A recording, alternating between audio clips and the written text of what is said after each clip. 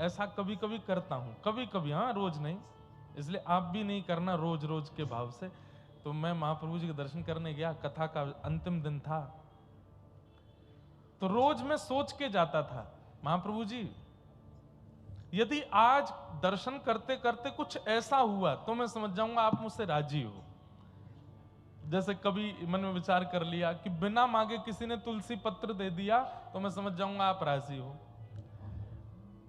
आज यदि गरुण स्तंभ से आगे मुझे नहीं बुलवाया तो मैं मान जाऊंगा कि आप राजी हो। रोज ऐसे कोई ना कोई टास्क लेकर के जाता था ठाकुर जी के। ये करना नहीं चाहिए वैसे ऐसा, लेकिन कभी कभी चलता है।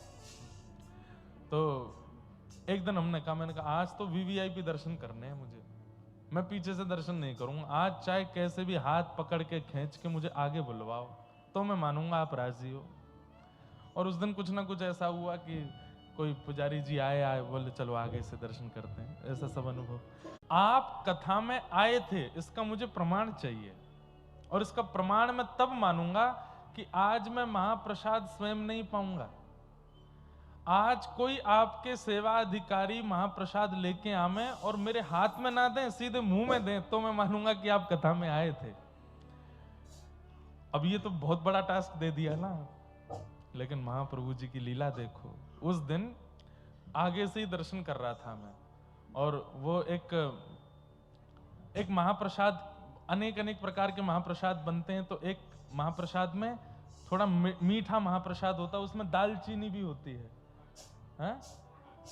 कालिया, कानिका, कानिका, हैं? कनिका, कनिका।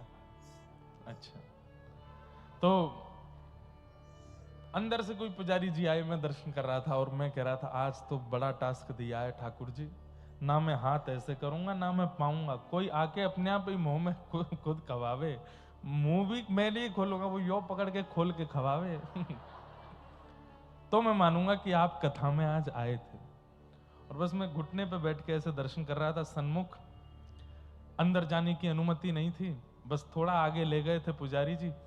कहां से एक पुजारी जी आए सीधे, और पहले तो वो आए पीछे खड़े थे, मैं सामने जगन्नाथ जी की तरफ ऐसे हाथ करके, और यहाँ होठ में तो जा नहीं पाया तो नाक में एक आध डाला उन्होंने, खोलो खोलो पाओ प्रसाद पाओ।